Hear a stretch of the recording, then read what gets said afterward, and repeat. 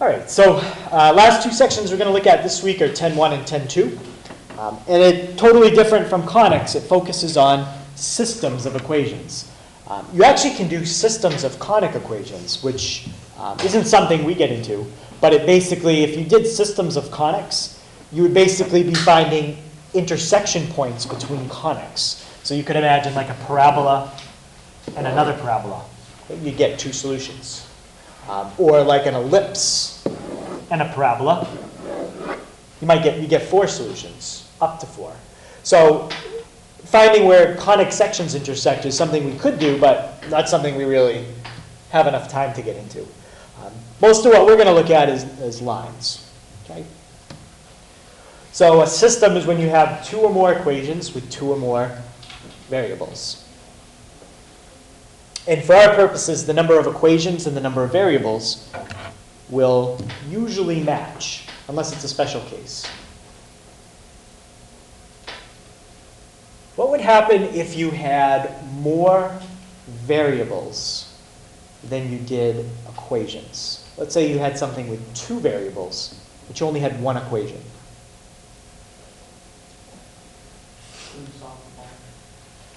Someone give me an example of that? One equation, two variables. All right, can you be specific?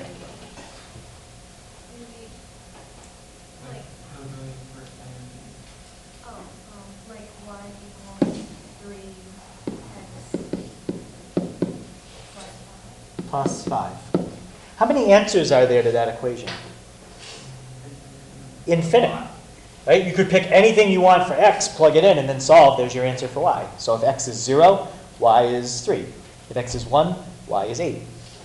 There's infinite amount of answers. And that's what usually happens if you have more variables than you do equations. Okay? Now, what do you think would happen if you had the opposite of that? You had more equations than you had variables.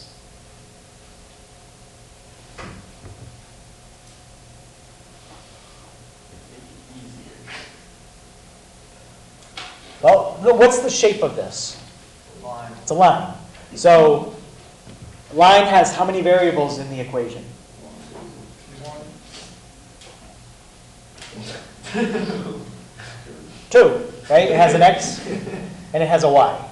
So that's an example. That's what two variables looks like. It's two-dimensional. Well, we draw it on a 2D grid. It's a line. So if you had 3 of those, 3 lines, okay, all drawn at the same time, you'd be finding where they all cross. Do 3 lines have to cross each other all in the same spot? No, not unless it's a very special setup. In general, 3 lines would just look like this. They wouldn't necessarily cross in the same spots. So if you had more equations than you did variables, the chances of you finding a solution where all 3 cross at exactly the same point, probably not going to happen. So usually that's a no solution problem. Okay? More equations than variables. Okay? More variables than equations, infinite solutions. Exactly the same number of variables and equations, usually that's exactly one solution. All right, so let's set up the system for this. They give me a couple facts about a rectangle. They tell me the perimeter is 100 and the area is 300. What would be the equation I could, actually, what's the equation for the perimeter of a rectangle? We can write that first. Yep. 2L plus 2W, so 2 times the length plus 2 times the width. Yeah, so the perimeter is 2 times the length plus 2 times the width. And what's the area? Yep. Length times width. Length times width. And I had to use the same variables because when you set up a system, each equation uses the same variables. Bless you. Which letters do I know in those equations? I know P and A. So that's how I could set up my system. Perimeter equals 2L plus 2W. And if that's all you told me, there's an infinite number of answers to that. I could find an infinite amount of rectangles that have a perimeter of 100. But if you also tell me that the area is 300, well, that's going to narrow it down a little bit more. Okay, so all I wanted to do for this problem was set it up. We're going to come back and solve it after we go over substitution and elimination. Okay, so any questions on just setting it up? All right, so two methods we use a lot of times to solve systems. We have substitution and elimination. This system really is set up to be solved a certain way. Does anybody already know which method you would use here? You would use substitution. Okay, elimination problem would look more like that. Okay, that's a problem we could use elimination on. You could also use substitution here, but you'd end up with a lot of fractions when you're doing your work.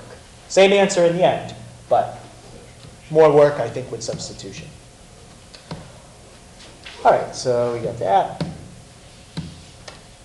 All right, so what's there's really 3 steps with substitution. What's the first thing you have to do? Pick which one you want to solve for. Pick which equation you're going to work with and do what with it.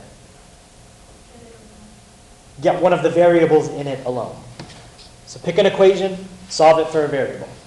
So at that step, you have 4 choices. You can pick equation 1 or equation 2. You can solve for variable 1 or variable 2. 4 choices. Okay, what do you do after step 1? Yeah, you're going to take the result from step 1 and plug that into the second equation. Now, at this point, once you simplify in step 2, you should know one of your variables. Okay, whichever one you solved for, you'll know one of them. And then after you have that variable, what's the last thing you do? Go back to the original equation and substitute in what? The one you just found in step 2. So take the answer from step 2, plug it back into one of the original equations, it doesn't matter which one, and then solve for the other variable.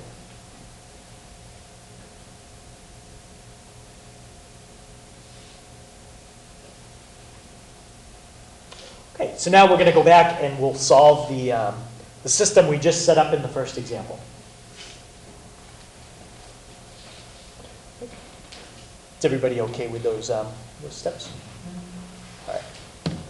So I changed it to X's and Y's. If you want to keep it as L's and W's, it's exactly the same thing. But I'm going to do a little bit of, I might decide to graph this if we have time, so that's why I used X's and Y's.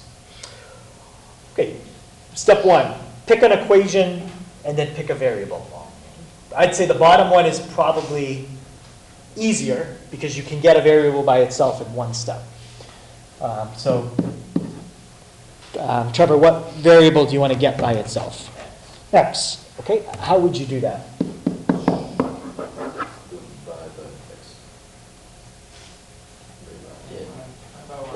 Divide by y. Yeah. Yeah, I was thinking opposite. So if we take and divide each side by y, we get x equals 300 over y. So now we have a formula for x. To use it, though, what do we need to know?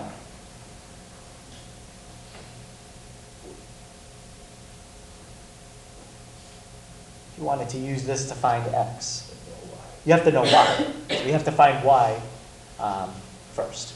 So we're going to take this, and where are we going to plug this in? The first equation for x. So I'll plug that in.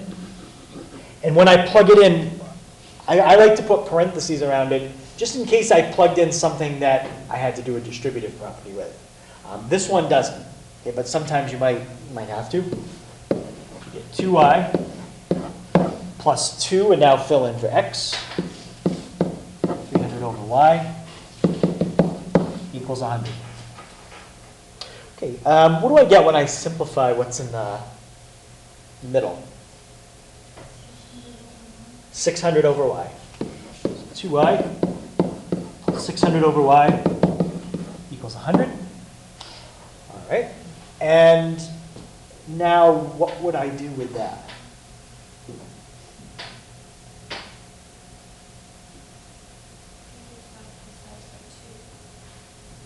I agree, I'm going to do that. I can divide everything by 2. You know, we can do it now. That's fine. So we get y plus 300 over y equals 50. Now I have to do what I was still thinking of earlier. What do I have to do now?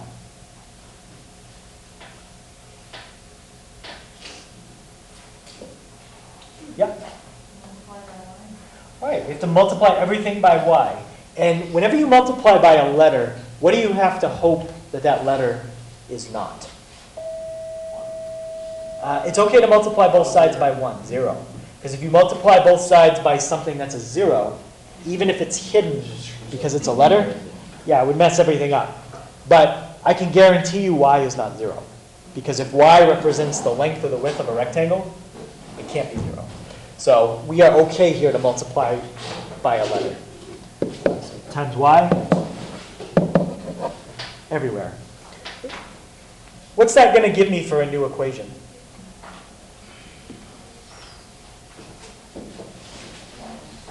Y squared plus 300. Nope, the y's are gone there. Plus 50. Equals 51. Equals 50. You could put equals 50y, or you could bring it to the other side, which eventually we have to do that. Okay, now what kind of equation is that? It's a quadratic. So now we just solve it. Whether we can factor it, I don't think you can. Or if we can't factor it, what else could we use? Quadratic formula. To use the quadratic formula, you want to get the equation equal to 0. So I'm going to bring the 50y over. Okay, and now let's fill in. So if I'm going to write out my quadratic formula, what would I start with? Negative b, which is 50, plus or minus b squared. So I'm going to do that out. Minus 4ac. And what would that be? Minus 4 times 1, yep. Yeah, a little more space.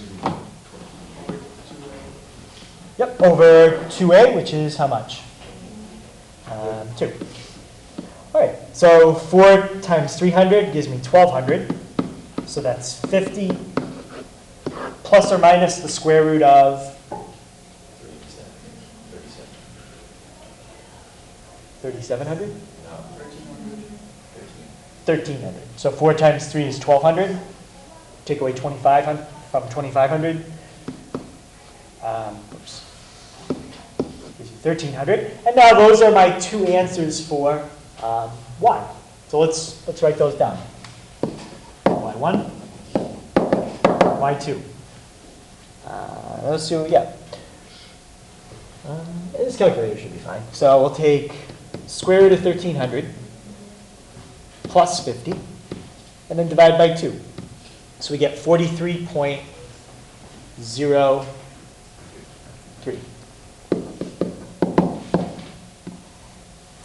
And for y2, we're going to get square root of 1,300. But this time, I'm going to make that negative. Add 50 and divide by 2. 6.97. So now I've got y1 and y2. What else do I have to find? x1 and x2. These are going to be a set of answers. It's going to be a coordinate. And so is that. Right, so let's find x1 and x2. We have a formula that we can use to find x. It's just 300 divided by y. Okay, so let's try that and see what we get. Let's take 300 and divided by 43.03. 6.97. Okay. And now, what do you think x2 is going to be? It's going to be 43.03. So if you think about this as a rectangle, what's happening with these 2 answers?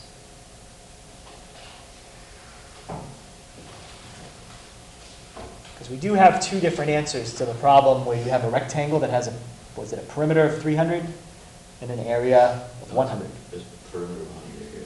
A perimeter of 100, area of 300. So we have two answers to that. Anyone describe how these answers are different? What's going on? Yep.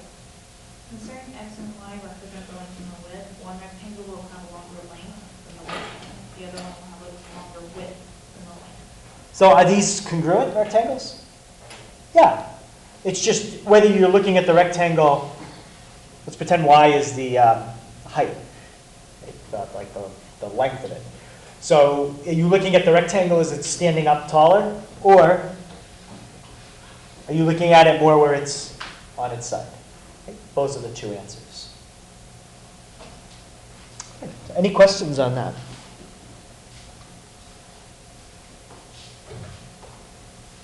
All right. I don't think I'm going to graph it, but you could graph this parabola, and it would cross the x-axis twice. You could calculate the 2 points just by going second calc 0 and find the 2 points. And those are what you would get. Okay. So this one would look something like that. And there's your 2 points where it would cross. All right, let's try this one. And even though it is one you could use elimination, which we'll talk about that, I think, next. Let's try it with substitution. Okay, which equation here is going to be easier to work with? The first one? And what letter could we solve it for? Y. Okay, what does y equal? 5 minus 2x. And we're going to take and plug that in for y. Now, is it important I put parentheses this time? Yes. Yep, because this time it is going to be a distributive property. And if you forget to distribute, then it won't come out right. So 3x plus 2 times y, and y is 5 minus 2x. Okay, so let's distribute combine like terms all at the same time. I have a 3x and a negative 4x. So a negative x, and my constant will be 10. So what will x be?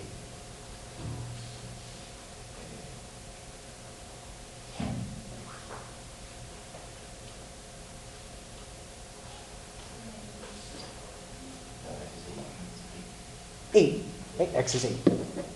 Negative 8 plus 10 gives me 2. Any questions on why x is 8? Oh, okay. All right, so any question on how we did that part of the substitution? All right, so now we've got x is 8. We're going to plug it back in right there, and we'll find y. So y is going to be 5 minus 16. And 5 minus 16 is going to give me negative 11. So if I were to graph each of these and solve them for y, I'd have to do that. If I want to graph them on the calculator, what shape would those equations be?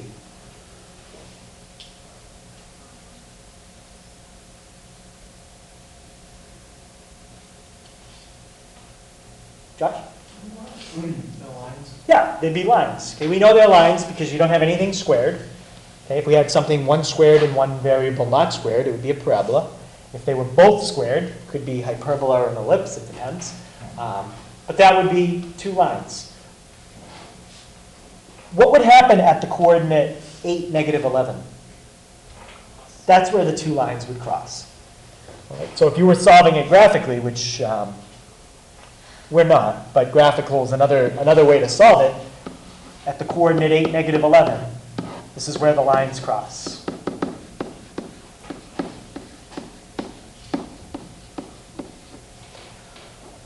Why isn't graphing probably not the best way to solve a system?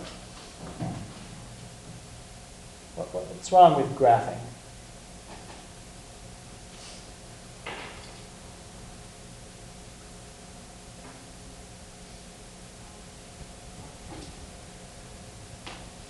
Anybody think of something that wouldn't be ideal with it?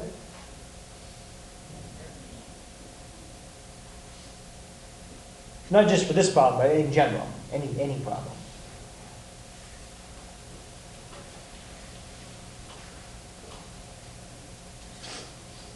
What could happen when you graph? It could what?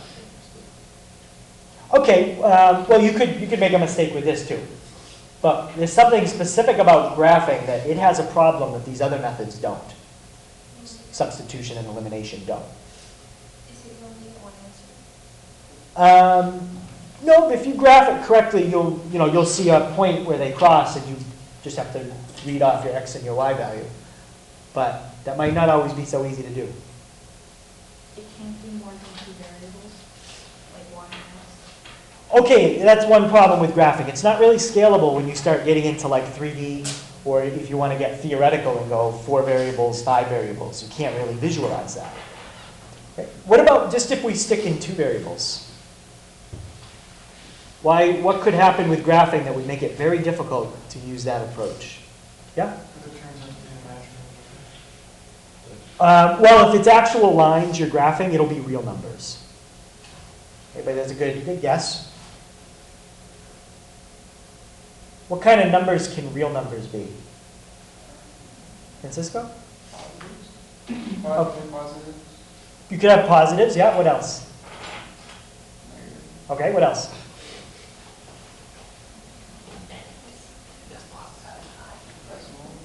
Okay, what about decimals? Well, think more about decimals, rational ones. We're graphing. Yeah?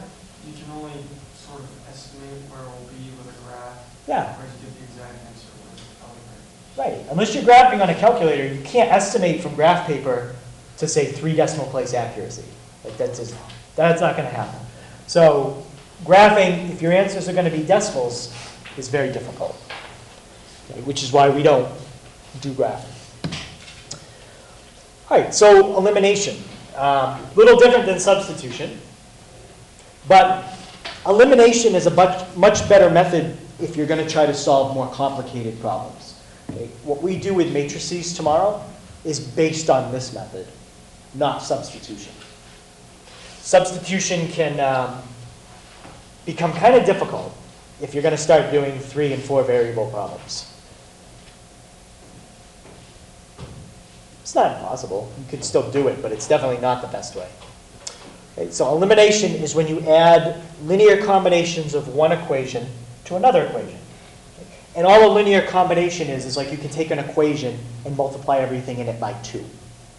That's a linear combination of the original. Or you could multiply everything by -5. You can multiply anything you want by any number you want to all parts of the equation, and then add it to another equation. And the goal is to get the variables to cancel. And the way we do it is to get the coefficients of one variable to be opposites. So like if you had an equation with a 5y in it, you would want an equation below it with a -5y.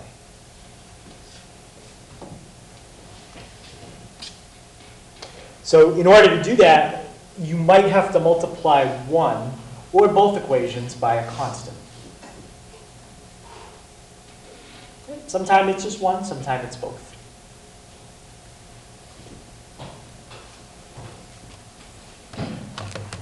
Generally, what we want to avoid doing, though, is multiplying by fractions. You can, but it's going to start to get kind of messy.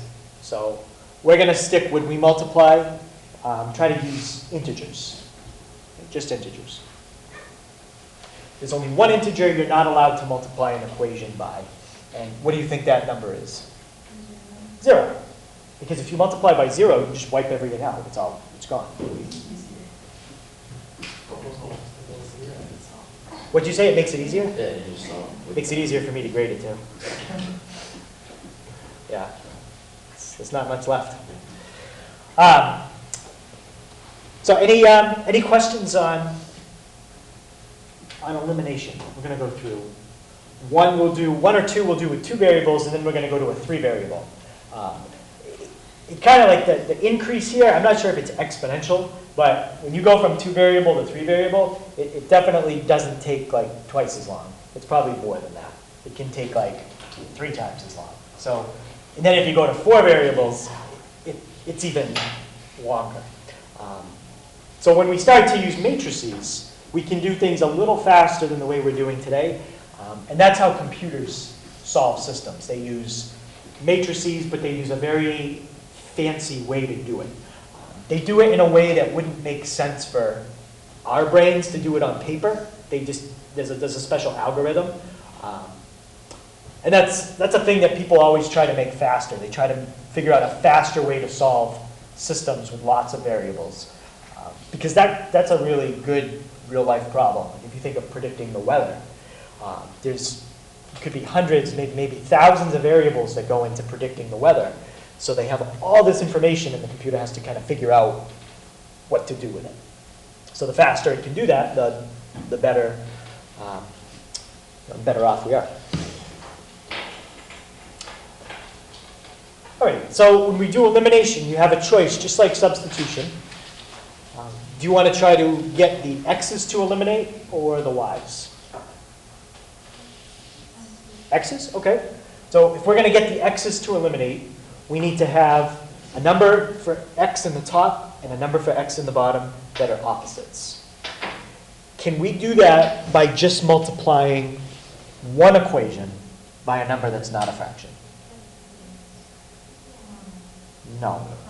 If you don't want to use fractions, you're going to have to multiply both equations by something. So think of a number that 2 and 3 have in common for a multiple. Yeah, 6. So what could you multiply the top equation by to make it 6? Sure. And I'm just going to put it in parentheses, so kind of think of it as a distributive property. We're going to triple everything in the top equation. So 6x plus 9y equals 15.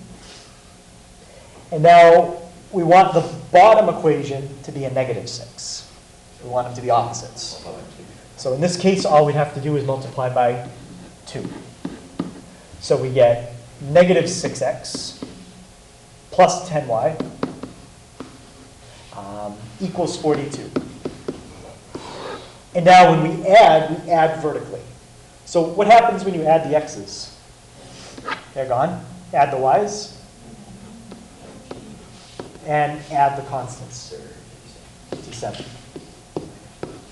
Last step, divide each side by 19. So what's y? 3. So y is 3. And now from here, it's just like the last problem. Plug it back in, but you don't have an equation that says y equals.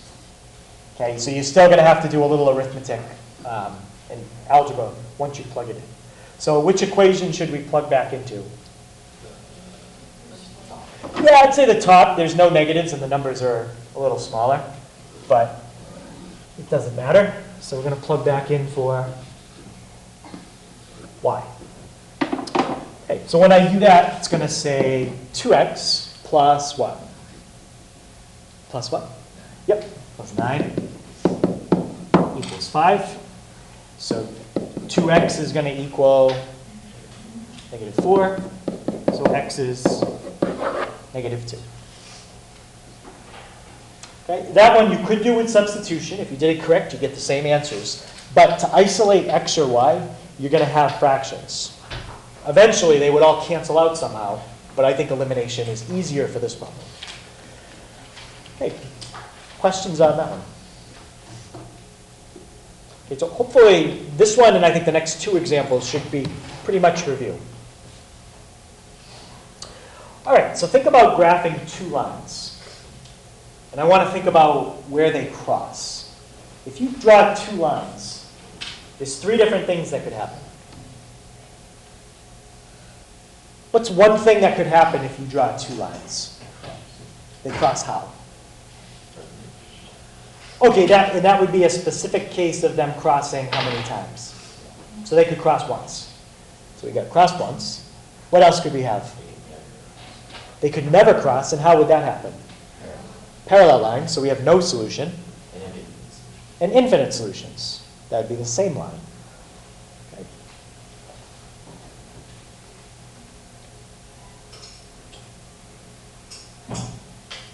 So if we have infinite solutions, that's the same line, no solution. You have two parallel lines, one solution, just two lines that cross in then like an X shape. Okay, so let's try this one. Substitution or elimination? Yeah, I'd say elimination. The X's and Y's are lined up, which, if I didn't mention that, you always have to have them lined up in like terms. And to isolate X or Y using substitution, it's going to be more work. So I'll put parentheses. What do we multiply the top equation by? Sure. And actually, I could have said, what do you multiply the bottom by? But the top number had the smaller ones, and you can get rid of one of the variables right away. So that's why we should do the top one. So what is the top equation going to become?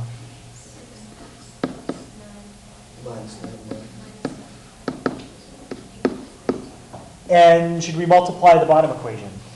No. So we're not going to multiply that at all.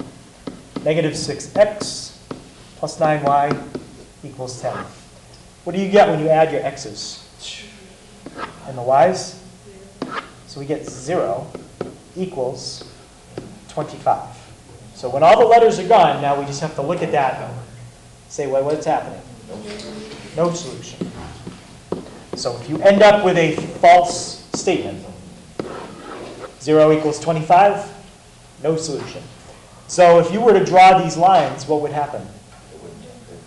The parallel, they have the same slope. Okay, these lines have the same slope. And different y-intercepts. That's important. All right, which equation should I multiply by here? Top by 2. So what's that going to become? 2x minus 6y equals, why did I write that? Negative 4. And now, if you look at the bottom one, it's exactly the opposite.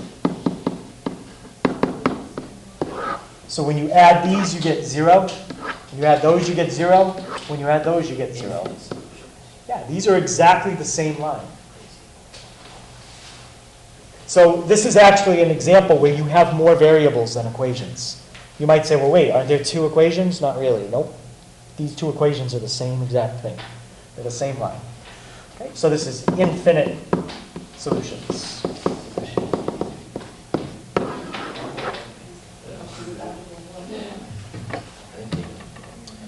All right, so let's look at an equation with 3 variables. I have 2 examples we can look at, but you might be all set after doing one.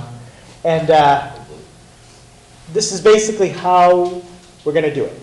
Okay, so just take a second to either read that, copy it down, and then we'll go through it. Okay, so what I usually do is I pick one variable to eliminate in 2 of the equations, and then we're going to do that a second time. So you're going to pick a variable to eliminate. Say you want to eliminate the x's. So you would eliminate the x's in 2 of the equations. And then you would do it again. Pick 2 other equations and eliminate the x's. Then once you do that, you would now have 2 equations without x's. You'd have a y and a z in an equation and a y and a z in another equation. So now you would have a system just like we did before, and you'd solve it from there for y and z, and then you'd go back and find x. Okay, so it's going to be it's going to be a lot of elimination. Okay. So like I said, it's probably not double the length of a 2-variable problem. It's more like triple. Right? So it's not harder. It's all the same types of calculations, but you have to do it a lot more times.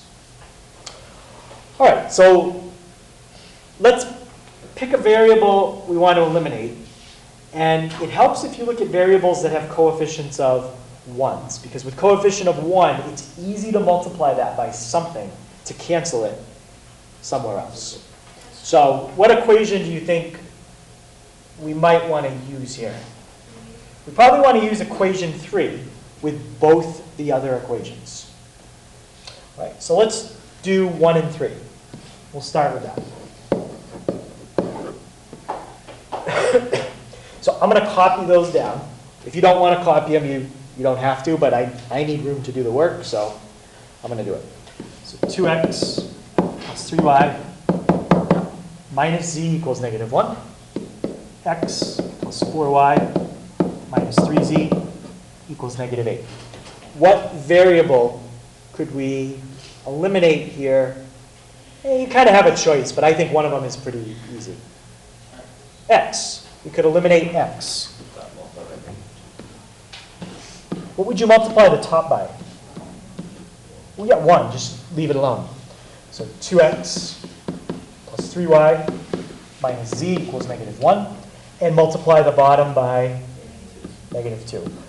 Another thing I didn't mention, but I should have, is everything has to be lined up in like terms. X's, Y's, and Z's. All in their own column, and they already are. So when we multiply by negative 2, what do we get?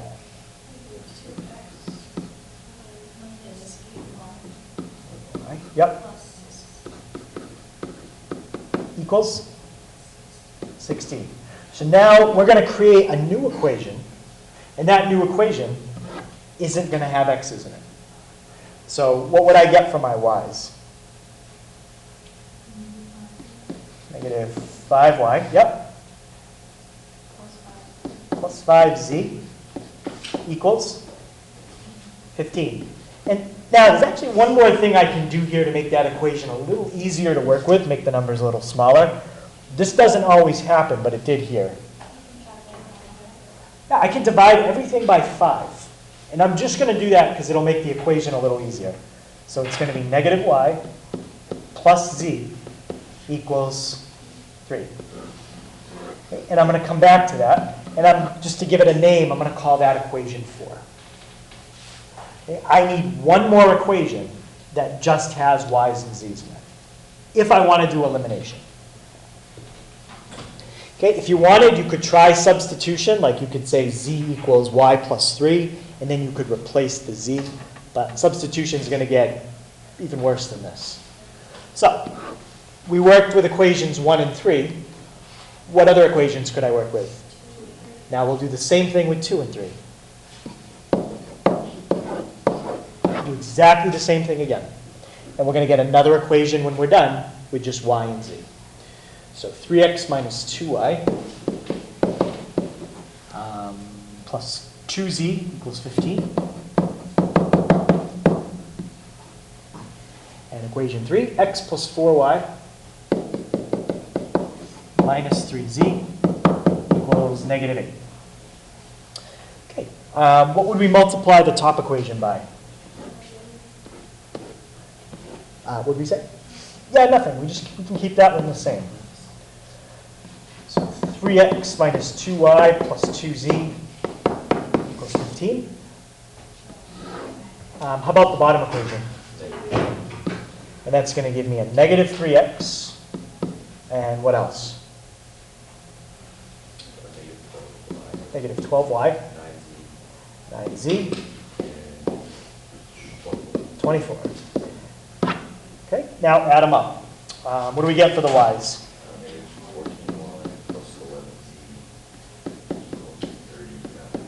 Equals 39. So this time I don't have a number I can divide everything by, so I just have to leave it. So we're going to call that equation 5. So x for now we're going to forget about. We'll have to come back to x. That'll be the very last thing. But now we have a problem just like the previous ones. Use equations 4 and 5, figure out y and z. Any questions on what we're going to do now? Now, yeah, it's just like before. With equations 4 and 5, you could do substitution, or you could do elimination again. This one, if you solved equation 4 for a variable with substitution, you're not going to get fractions.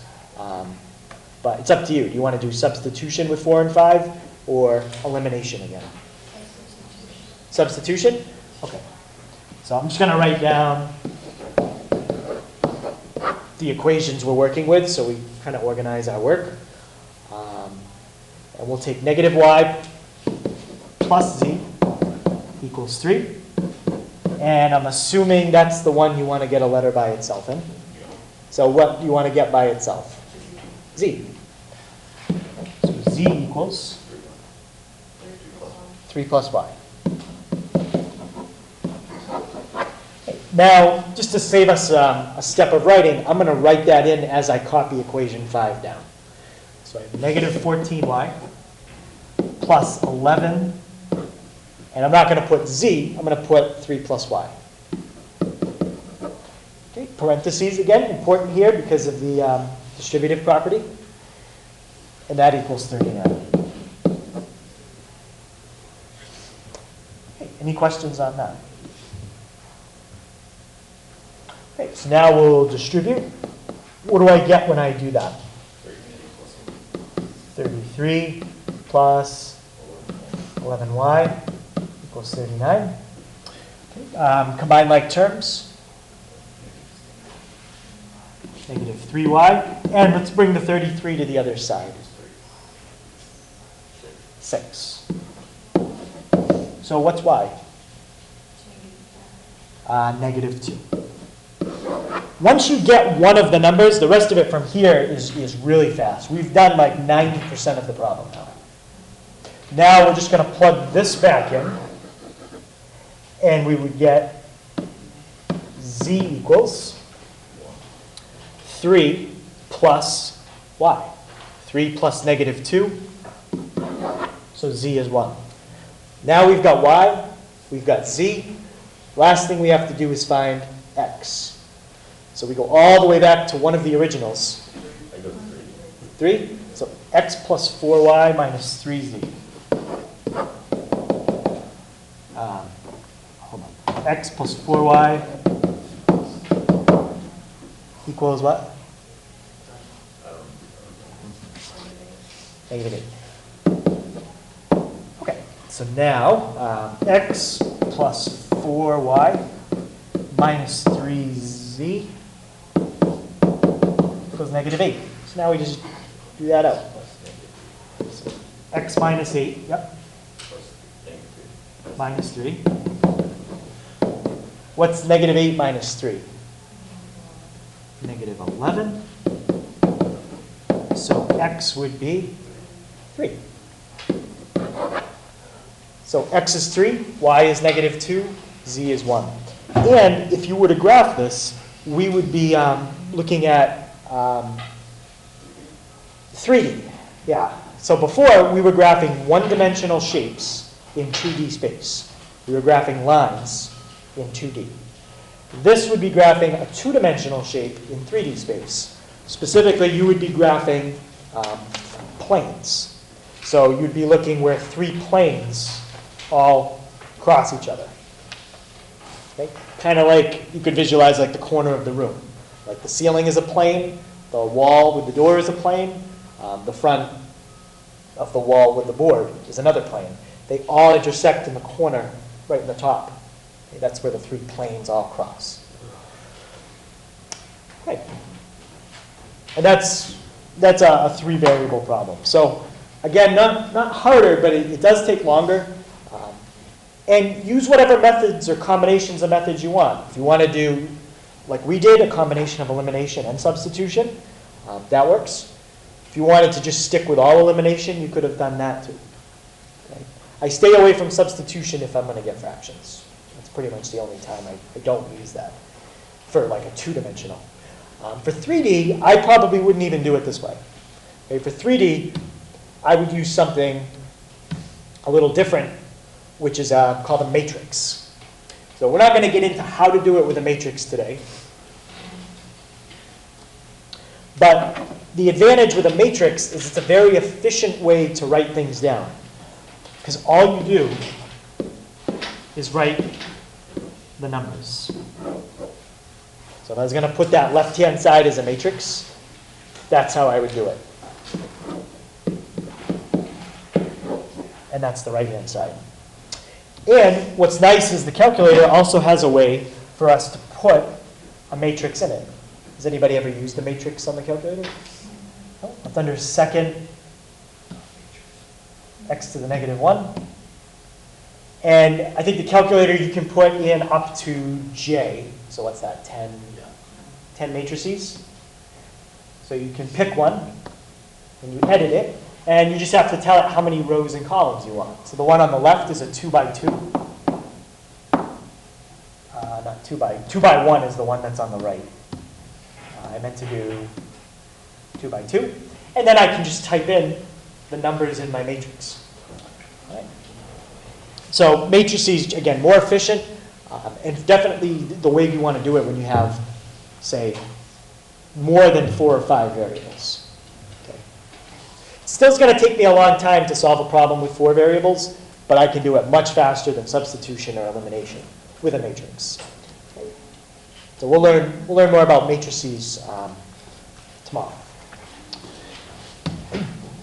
All right, so the homework tonight, it's on page 541. That's back in your regular book, not in the packet. And it's 1 through 21 odd. Okay, don't forget, I will be after school tomorrow if you need extra help. And progress reports close this Friday. So don't forget, if you have anything you need to make up, homework you got to turn in from skills, that's all going to be turned in by